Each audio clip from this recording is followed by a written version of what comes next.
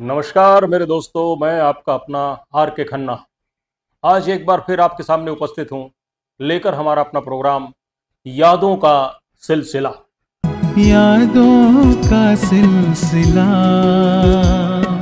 चलता रहा है, चलता रहेगा। यादों का सिलसिला,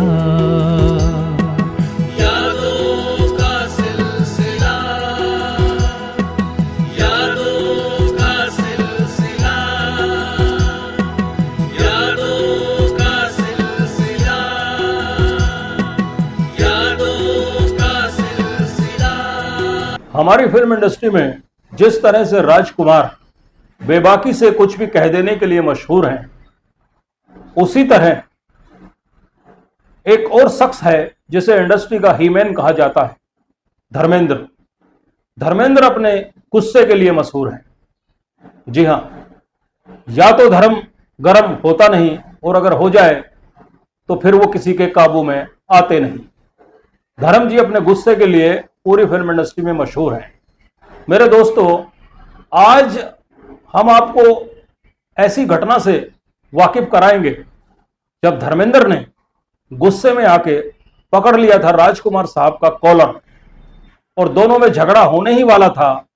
अगर यूनिट के लोग बीच बचाव ना कराते तो हो सकता था उस दिन धर्मेंद्र अपना आपा खो बैठते और राजकुमार उनके हाथों मार खाते। पीटना पिटाई दोनों के बीच में मारपीट होती। क्या हुआ था, आइए हम उस पर चर्चा करते हैं, यादों के उस पुराने सिलसिले को आगे बढ़ाते हैं। यह घटना है पहली बार जब राजकुमार साहब और धर्मेंद्र ने एक फिल्म में काम किया, जिस फिल्म का नाम था काजल। जी हां, मीना कुमारी जी उसमें हीरोइन थी। उस फिल्म की जब शूटिंग शुरू होने वाली थी तो फिल्म के प्रोड्यूसर डायरेक्टर ने राजकुमार जी से धर्मेंद्र को इंट्रोड्यूस करवाया। धर्मेंद्र को राजकुमार जी ने जब ऊपर से नीचे देखा तो टोंट कसा फिल्म के प्रोड्यूसर डायरेक्टर से कहा कि भाई ये तो कहीं से एक्टर नहीं लगता, ये तो पहलवान लगता है। तुम इनसे पहलवानी कराओगे या एक्टिंग? अपने लिए इस तरह का शब्द सुनकर धर्मेंद्र को गुस्सा तो आया, लेकिन वो अभी इंडस्ट्री में नए थे और राजकुमार बहुत सीनियर एक्टर थे, इसलिए अपने गुस्से पे काबू रखते हुए धर्मेंद्र ने कुछ रिएक्ट नहीं किया और बात आई गई हो गई। उसके बाद धर्मेंद्र और राजकुमार साहब एक बार फिर एक फिल्म के लिए साइन हुए। बी.आर. चोपड़ा साहब की फिल्म थी। फिल्म का नाम था आदमी और इंसान। धर्मेंद्र को बी.आर. चोपड़ा साहब साइन कर चुके थे। एक दूसरे रोल के लिए उन्होंने राजकुमार से मुलाकात की, राजकुमार को पूरी कहानी सुनाई। कहानी में जो राजकुमार का रोल उस फिल्म में था वो एक ऐसे अमीर व्यक्ति का था जो अपने एक दोस्त को बचपन से जवानी तक पढ़ाता है, लिखाता है, उसके सारे खर्चे उठाता है, उसे उच्च शिक्षा के लिए विलायत भेजता है, उस पर बहुत से एहसान करता है, और वो जब विदेश से लौट के आता है तो राजकुमार साहब उसके गले में हार पहनाते हैं, उसका स्वागत करते हैं। कहानी यहां तक पहुंची ही थी कि राजकुमार साहब ने कहा, ठहरो, हम और अपने से छोटे एक्टर को हार पहनाएं, यह कभी नहीं होगा। धर्म हमारे सामने जूनियर है और हम उसे हार नहीं पहनाएंगे, इस सीन को आप बदलिए। बी.आर. चोपड़ा साहब ने सुना, कुछ रिएक्ट नहीं किया। कहानी आगे पहुंची। आगे की कहानी बी.आर. चोपड़ा साहब ने उन्हें सुनाई।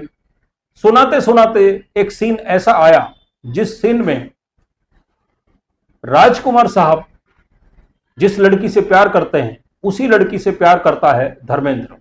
यानी दोनों हीरो एक ही हीरोइन से प्यार करते हैं। उस हीरोइन का रोल उस फिल्म में अदा किया था सायरा बानो जी ने। जब राजकुमार को पता चलता है कि जिस लड़की से हम प्यार करते हैं उसी से ये भी प्यार करता है, तो राजकुमार साहब अपना आपा खो बैठते हैं और वो धर्मेंद्र को एक घूसा उनके मुंह पे मारते हैं।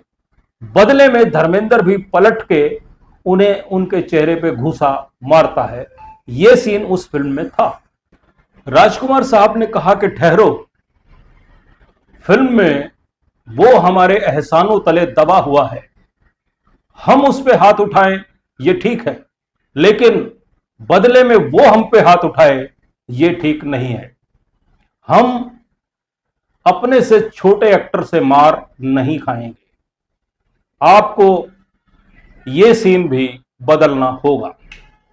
इस तरह से फिल्म की पूरी कहानी सुनने के बाद राजकुमार साहब ने बी.आर. चोपड़ा के सामने 2 शर्तें रखी। नंबर 1, फिल्म में हमें जो धर्मेंद्र को हार पहनाना है वो सीन बदलिए, हम ये सीन नहीं करेंगे। और हम जो उस पे हाथ उठाते हैं तो बदले में वो भी हम पे हाथ उठाए, ये हमें मंजूर नहीं।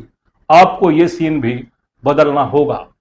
अगर आप ये दोनों सीन बदलते हैं तब तो हम इस फिल्म में काम करेंगे, वरना हम इस फिल्म में काम नहीं करेंगे।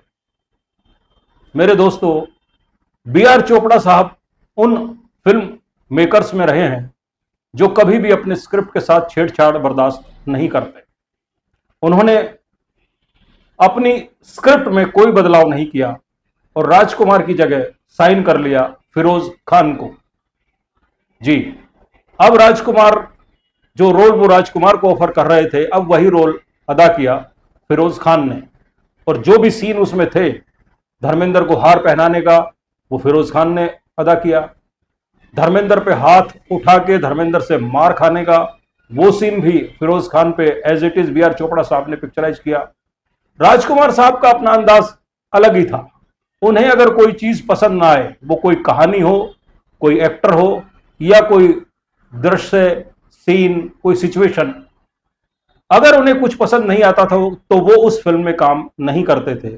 और यही कारण रहा कि उन्होंने बी.आर. चोपड़ा के साथ, जिनके साथ वो हमराज और वक्त जैसी सुपरहिट फिल्में कर चुके थे, उन्होंने आदमी और इंसान फिल्म में काम नहीं किया।